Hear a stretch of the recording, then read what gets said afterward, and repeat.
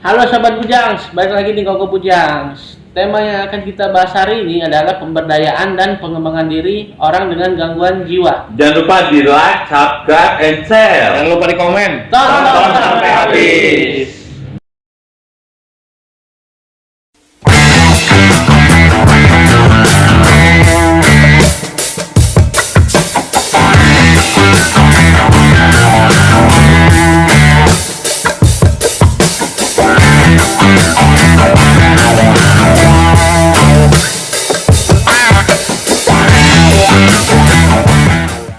Oke teman-teman, balik lagi dengan Kita nih para bujangs bang. Kita bab ketiga nih, bab terakhir nih. Cepet banget. Kebetulan kita lagi kurang semangat kayaknya teman-teman. Oke, bab ketiganya nih, bagaimana cara orang dengan gangguan kejiwaan bisa menyesuaikan diri dan kembali ke masyarakat, dan apa tantangan yang kalian hadapi? Ayo. caranya sih harus pulih dulu gitu orang dengan gangguan jiwanya gitu, dengan rutin minum obat dan dia pulih maka dia bisa berfungsi kembali. Tantangannya mungkin bosan minum obat atau enggak males minum obat karena udah merasa pulih, udah merasa bisa, jadi mungkin obat nggak diminum atau merasa sudah apa ya, Merasa udah sehat. merasa udah sehat, jadi mungkin obat nggak diminum. Mungkin itu tantangannya sih di situ. Jadi, kalau misalkan ODGJ yang di luar sana udah rutin obat, pasti bisa bekerja, bisa beraktivitas, bisa aktif lagi di masyarakat, bisa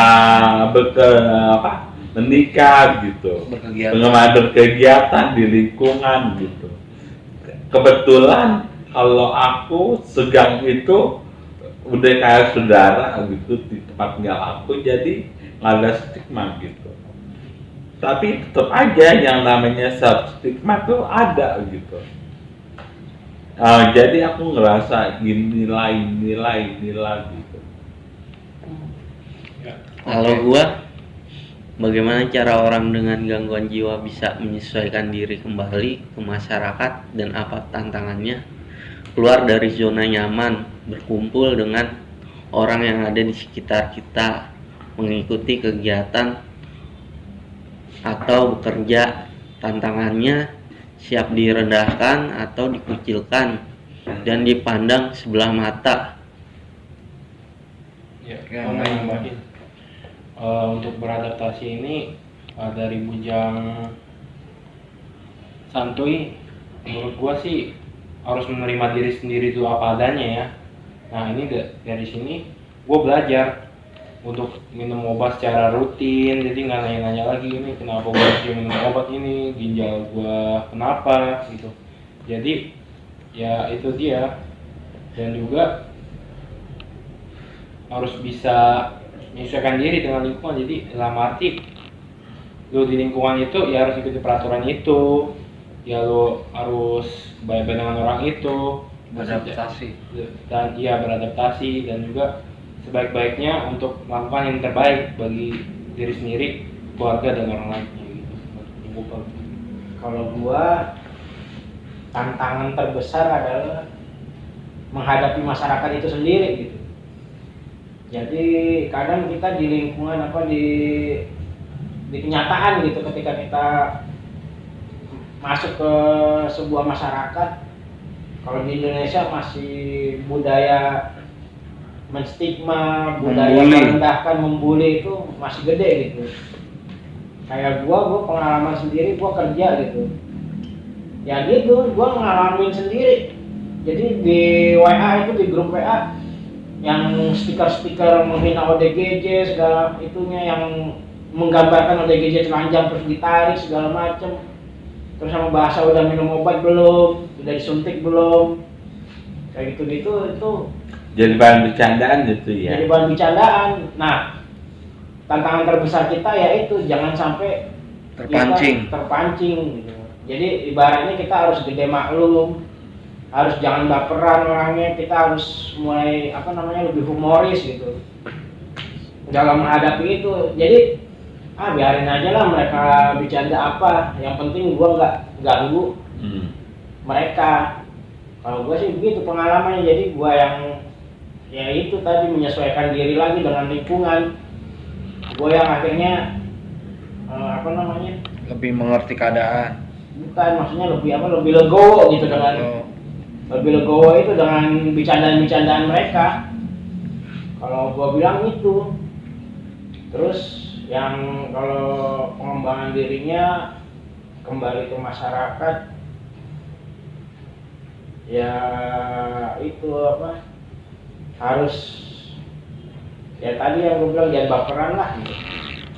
Belajar lah, berani gitu, terjun ke masyarakat gitu. Oke, kalau jangan ngurung diri di kamar mulu. Oke, kita udah dengar dari teman-teman tadi nih jawaban mereka. Kalau dari gue sih, bagaimana cara menyesuaikan diri dan kembali ke masyarakat dan apa tantangannya? Menyesuaikan diri kembali ke masyarakat maksudnya adalah memposisikan diri kita di masyarakat sebagai pribadi yang baik gitu. Kita ikut berkecimpung, maksudnya ikut berkegiatan di masyarakat, apa yang masyarakat adakan gitu. Kayak misalnya kerja bakti, terus kalau ada kawinan, kondangan, terus ikut rapat RT atau gimana Iya. atau bantu-bantu tetangga, itu udah bisa sih buat lo jadi lebih punya harga diri atau misalnya arti bahwa diri lo tuh berharga gitu. Terus kalau tantangannya sih, ya namanya kita udah GJ ya, tantangan ada aja, kayak misalnya celutukan atau kayak misalnya pandangan rendah, tapi itu jangan dimasukin hati sih kalau kata gue. Wajar kok di hidup manusia ada yang direndahkan, ada yang ditinggikan, itu udah biasa gitu. Tergantung kita adaptasi dan ngadepin orangnya itu gimana gitu ya. Dan paling sih kalau gue bisa bilang sih, jangan terlalu diambil hati apa kata orang. Ya benar kata Bujang Kupal, jangan baperan. Ya udah dijalanin aja hidup ini. Dengan catatan kalian udah minum obat rutin dan pulih dan stabil gitu.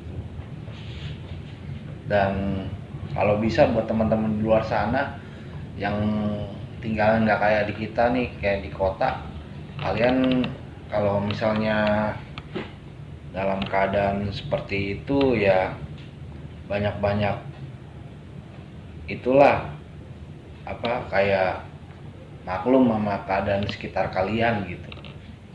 Ya kalau misalnya kalian bisa mengaksesnya dari segi informasi dan lain-lain, ya kalian bisa minta bantuan ke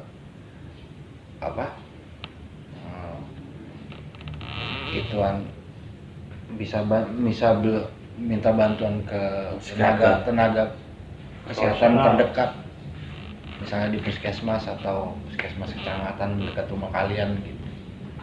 Bisa minta tolong ke situ kalau misalnya kalian kekurangan obat atau nggak mendapatkan obat gitu. Kalau gue boleh nambahin ya, jadi pengembangan diri di sini ketika berhadapan dengan masyarakat, kita harus yang namanya memahami atau mengenali diri sendiri gitu. Jadi kita harus mengenali, oh kekurangan gua ini. Ya betul. Kayak gitu. Jadi ketika di masyarakat, misalkan ada yang kayak tadi gitu, ya kita jadi bahan bercandaan orang, ya cuek aja lah gitu. Kita cuek aja, jangan baperan gitu yang tadi gua bilang. Terus kita mengenalinya di sini maksudnya ketika kita punya kekurangan, kita memahami, misalkan kita pendiam gitu kan. Terus ketika kita berhadapan dengan masyarakat, kan masyarakat berbagai macam tuh, ada yang ada yang orangnya humoris, ada yang rewel, ada yang cerewet gitu, ada yang kalem, ada juga yang tukang ngebully gitu. Nah, buat saran gua kalau yang teman-teman menghadapi misalkan ketemu orang-orang yang suka ngebully, ya udah kita cukup kenal gitu loh. Jangan terlalu jauh berteman. Jangan terlalu dalam lah gitu. Soalnya ntar jadi jadi toksik ya. Jadi racun. Jadi racun buat diri kita sendiri gitu. Ntar kitanya nggak kuat, relapse, Ya repot. keluarga repot. lagi. Dan buat teman-teman di luar sana, tetap semangat, jalanin hari-hari kalian dengan bahagia, jangan mau dunia membuat kalian menjadi lemah, dan tetap sayangin diri kalian, tetap minum obatnya, dan tetap bersyukur dan berdoa kepada Tuhan supaya kalian diberikan yang terbaik. Tolong. Selamat sehat jiwa. Jadi tahun. Salam sehat jiwa.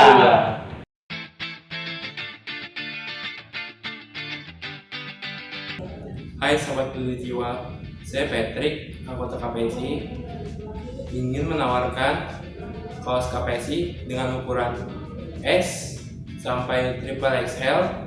Kalian yang ingin memesan kaos KPSI ini bisa melalui Tokopedia di Galeri KPSI dan bisa menghubungi kontak saya yakni 0877 8564 1902. Ya, kaosnya yakni seperti ini. Kalian bisa mendonasikan untuk KPSI untuk bertahan di link ini. Sampai jumpa.